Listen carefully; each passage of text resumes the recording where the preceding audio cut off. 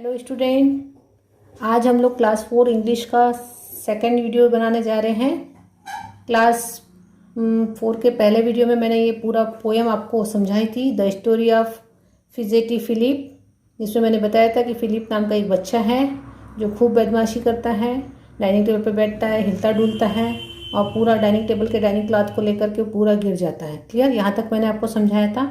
अब हम इसके आगे का लास्ट स्ट्रेंजा पढ़ेंगे। इसको मैं पहले रीड कर रही हूँ, आप लोग इसको ध्यान देंगे। क्लियर? लिखा है, dishes glasses stepped in two, here a knife and there a fork, Philip this is cruel work, table all so bare and ah, poor papa and poor mamma look quite cross and wonder how they shall have their dinner now. फिर से मैं read कर रही हूँ। Dishes, glasses, snapped in two, here a knife and there a fork. Philip, this is cruel work. Table also bare and ah, poor papa and poor mamma look quite cross and wonder how they shall have their dinner now. जैसा कि मैंने पिछले video में आपको बताई थी कि जो फिलिप नाम का बच्चा था अपनी चेयर से आगे पीछे हो रहा था और चेयर को पीछे की ओर पलटते पलटते वो गिरने लगा, तो उसने क्या किया कि वो जो टेबल क्लॉथ था उसको पकड़ करके सोचा कि मैं बच जाऊंगा, लेकिन वो बच नहीं पाया और टेबल क्लॉथ सहित वो क्या हुआ बेटा, नीचे की ओर गिर गया। और फिलिप उस टेबल क्लॉथ के नीचे की ओर और फिलिप दिखाई नहीं दे रहा था। और जो उस टेबल क्लॉथ पर जो डिशेस थी, डिशेस का मतलब होता है प्लेट्स थी, ग्लासेस मतलब ग्लास थी, स्नैप्ड, स्नैप का मतलब होता है टूटना, स्नैप का मतलब होता है सडनली एकदम टूट जाना, इनटू। जो डिशेस थी, जो ग्लासेस थे, वो क्या हो जाते बेटा, टूट जाते हैं। Here a knife and there are fork, कहीं नाइफ पड़ा होता है, चाकू पड़ा होता है नीचे, तो कहीं फॉर्क पड़ा होता है। Clear? Philip this is crueller, Philip का इस प्रकार का, क्रूएल का मतलब निर्दयी से है, लेकिन फिलिप का इस प्रकार का मिसबिहेव के कारण, फिलिप के इस प्रकार के खराब वर्क के कारण, table also bare and ah, जो टेबल था, जो सजा धजा टेबल था, डाइनिंग टेबल था, सजा धजा जिस पर खाना रखा हुआ था, वो पूरा क्या होता था बेटा, खाली हो जाता। क्या हो जाता? बेयर का मतलब होना है खाली हो जाना। Philip this is cruel work, table also bare and ah, जो टेबल था, जो सजा धजा टेबल था जिस पर पूरा खाना सजा था, वो पूरा क्या हो जाता बेटा, खाली हो जाता है। Poor papa and poor mamma, poor का मतलब गरीब से नहीं है, यानी बेचारे पापा और बेचारी मम्मी वो देखते रह जाते हैं। फिलिप ने बदमाशी कर लिया होता है, पूरा खाना टेबल से नीचे की ओर आ जाता है। Look quite cross and wonder how, वो चुपचाप शांति से खड़े रहते हैं, आश्चर्य से खड़े रहते हैं। They shall have their dinner now, अब वो सोचते हैं या वो समझते हैं कि अब हम खाना क्या खाएंगे। They shall have dinner there now, अब वो खाना क्या खाएंगे। मतलब कुल मिला के ये है कि फिलिप बदमाशी करता है, पूरा खाना को डाइनिंग टेबल से नीचे गिरा देता है। जो उसके डाइनिंग टेबल पर ग्लासेस थी, जो डिशेस थी, वो पूरी टूट जाती है, कहीं चाकू पड़ा रहता है तो कहीं फॉर्क पड़ा रहता है और पूरा टेबल खाली हो जाता है। और उसके मम्मी पापा, बेचारे मम्मी पापा देखते हैं और सोचते हैं कि अब हम कहाँ से डिनर खाएंगे, यानी हम रात का भोजन कैसे करेंगे। डिनर का मतलब होता है रात का भोजन हम कैसे करेंगे। तो ये थी फिलिप की बदमाशी। आप लोग भी करते, मुझे मालूम है, इतनी ज़्यादा नहीं करते होंगे, लेकिन आप लोग भी इस प्रकार की बदमाशी करते, तो ऐसी बदमाशी नहीं करना, कभी कभी ये बदमाशियाँ भारी पड़ जाती हैं। क्लियर? तो ये आपकी पोएम थी। मैं बार बार आप लोगों को इस पोएम को रीड करने के लिए, इस पोएम को लर्न करने के लिए जोर दे रही हूँ। पूरे जितने कठिन वर्ड्स है जिसके मैंने मीनिंग बताया है उसको कॉपी में, बुक में नोट डाउन करिए, उसकी स्पेलिंग याद करिए और उसको, इस पोएम को याद करना है, क्योंकि आप लोगों को मालूम है अगर परीक्षा होती है तो आपको पोएम 8 लाइन्स की पोएम लिखने के लिए आती है। जो इस पोएम के जो पोएट है वो है हेनरिच हॉफमैन। क्या नाम है? Heinrich Hoffman. क्लियर? चलिए अब हम लोग इसके यहाँ पर जो एक्सरसाइज दी है उसको देखते हैं। What we read, understanding what we read. अब हमको बताना है कि हमने क्या पढ़ा था। Take the best word group of word, यहाँ पर जो सही आंसर है, यहाँ ब्रैकेट में दो आंसर दिए हैं, ऑप्शन दिए हैं, उसमें से आपको सही ऑप्शन को क्या करना है बेटा, टिक करना है। पहला क्वेश्चन है इसका, Philip's father wanted him to, Philip के फादर क्या चाहते थे, वांटेड हिम टू, फिलिप से क्या चाहते थे, क्या चाहते थे वो, सिट स्टिल, वो स्थिरता से बैठे, वो सीधे से बैठे, बिहेव और सेकंड वर्ड है सिट स्टिल, तो इसका आंसर क्या होगा? Sit still. क्या होगा इसका answer? Sit still. Mamma looked very serious because Philip was wiggling और फिगेटिंग। मम्मा उसको बहुत सीरियसली देख रही थी क्योंकि फिलिप क्या कर रहा था? फिगेटिंग। फिगेटिंग का मतलब क्या कर रहा था? शरारत कर रहा था। फिगेटिंग का मतलब क्या होता है? वो शरारत कर रहा था। थर्ड है Philip tilted his chair backward and forward like. Philip अपनी जो चेयर को है आगे पीछे, बैकवर्ड है ना पीछे की ओर, फॉरवर्ड है ना आगे की ओर कर रहा था। किसकी तरह कर रहा था? लिखा है लाइक अ रॉकिंग हार्स। मैंने बताया था कि जो बच्चों का घोड़ा होता है आगे पीछे करने वाला, उस तरह से वो अपनी चेयर को आगे पीछे कर रहा था। तो इसका आंसर क्या होगा? Rocking horse. Philip grew more and more rude and wild till his chair. फिर से पढ़ रही मैं। Philip grew more and more rude and wild till his chair. Philip क्या हो रहा था कि अपनी जो चेयर को बहुत जैसे जैसे बड़ा हो रहा था वैसे वैसे वो बदमाशी उसकी बढ़ रही थी। वो अपनी चेयर को क्या कर रहा था बेटा? आगे की पीछे की ओर कर रहा था। और वो क्या हुआ? Fell down. वो क्या हो गया? Fell down. इसका आंसर क्या होगा? Fell down. Philip tried to save himself. Philip अपने आप को बचाने की कोशिश कर रहा था। क्या पकड़ के बचाने की कोशिश कर रहा था? By catching the tablecloth. क्या आएगा इसका answer? By catching the tablecloth.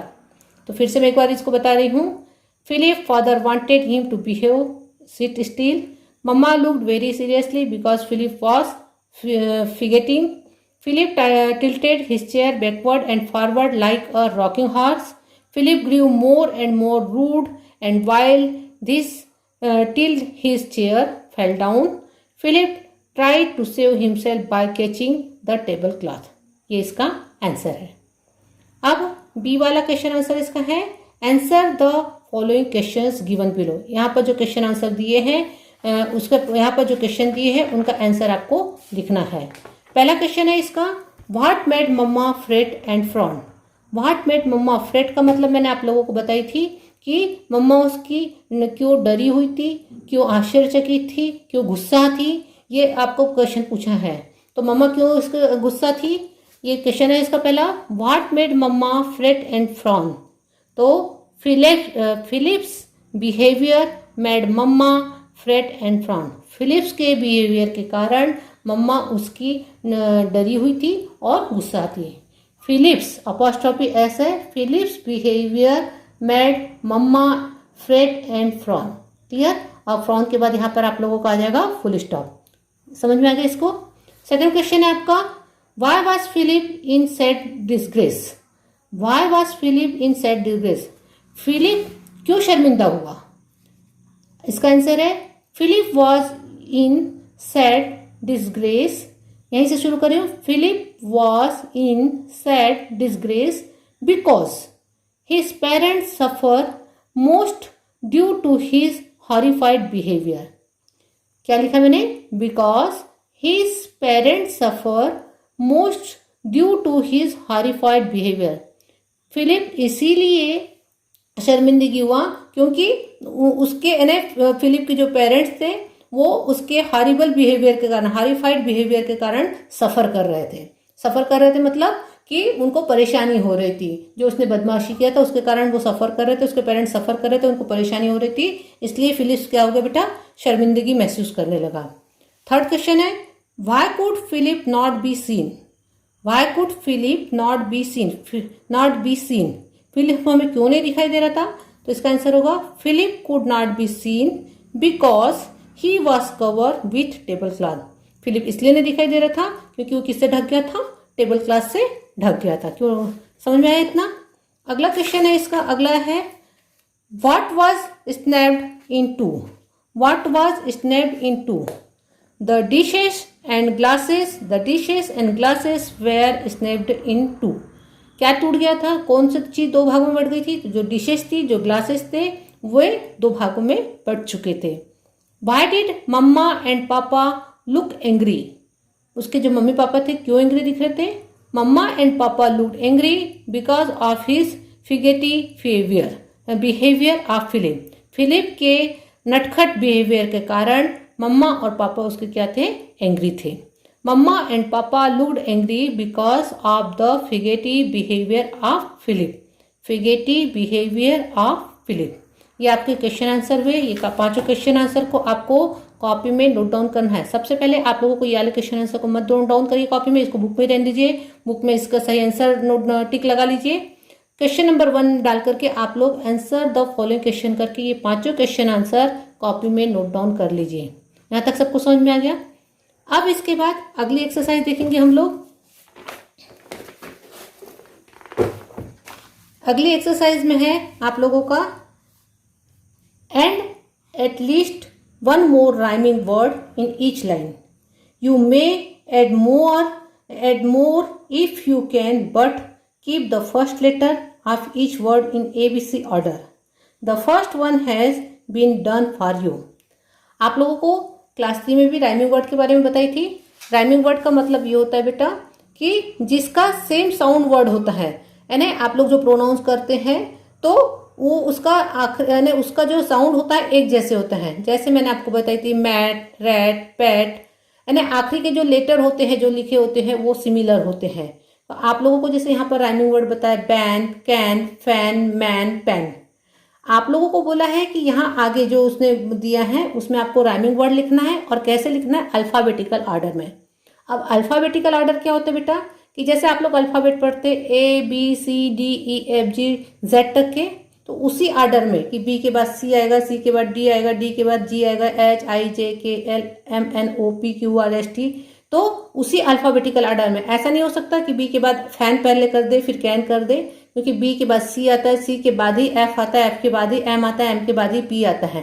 तो अब P के बाद जो अल्फाबेटिकल ऑर्डर में जो शब्द आएंगे उसको लिखना है। जैसे यहाँ पर आपको एक एग्जाम्पल करके बताया है, पैन, उसके बाद रैन, रैन के बाद टैन, टैन के बाद वैन। क्लियर, यहाँ पर अल्फाबेटिकल ऑर्डर में आपको बताया है। क्लियर। अब आपको अगली एक्सरसाइज आपको सॉल्व करने बोला है। अगला वर्ड दिया है आपको एबल। क्या वर्ड दिया है? एबल। एबल के बाद उसने उसका राइमिंग वर्ड दिया है केबल। फिर उसके बाद दिया है आपको स्टेबल। स्टेबल का बाद अगला राइमिंग वर्ड जो आएगा वो आएगा टेबल, TABLE, टेबल। क्लियर।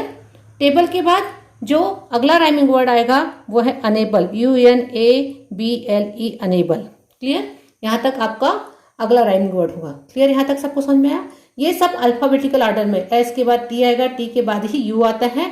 तो ये आपको ऐसा नहीं होना चाहिए कि A के बाद आप स्टेबल कर देंगे तो वो आपका रॉन्ग हो जाएगा, क्योंकि वो अल्फाबेटिकल ऑर्डर में नहीं है। अल्फाबेटिकल ऑर्डर का मतलब जैसे आप लोग A से Z तक लिखते तो A के बाद B आता है, B के बाद C आता है, उसी टाइप से आपको यहाँ पर अल्फाबेटिकल ऑर्डर में राइमिंग वर्ड लिखना है। क्लियर। थर्ड है आपका बिल, बिल, फिल, गिल, और उसके बाद जो शब्द आएगा वो आएगा हिल, HILL, हिल। उसके बाद आएगा शब्द ILL, इल, ILL, इल। फिर नेक्स्ट है स्टील, फिर उसके बाद है टील। क्लियर। उसके बाद है एयर, बियर, केयर, डिक्लेयर। उसके बाद अगला शब्द आएगा फेयर, FARE, फेयर। ठीक है। उसके बाद अगला शब्द आएगा HARE, हेयर। ठीक है, यहाँ तक सबको समझ में आया। ये आपका अल्फाबेटिकल ऑर्डर में राइमिंग वर्ड हुआ।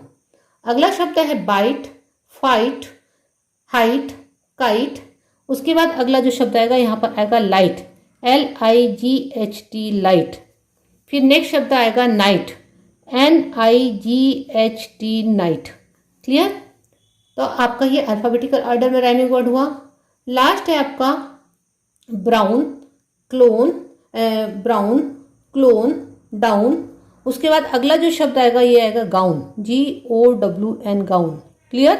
और अगला जो शब्द है वो है टाउन, TOWN, टाउन। आई बात समझ में? मतलब यहाँ पर आप लोगों को राइमिंग वर्ड तो लिखना है, लेकिन उसके साथ साथ उस वर्ड को अल्फाबेटिकल ऑर्डर में भी लिखना है। तो ये शब्द आप लोगों को यहाँ पर दिए हैं, आपको इसको अपनी कॉपी में नोट डाउन करना है। ये सेकंड क्वेश्चन होगा। इसका अगर क्वेश्चन लिखना है तो right the rhyming word in alphabetical order.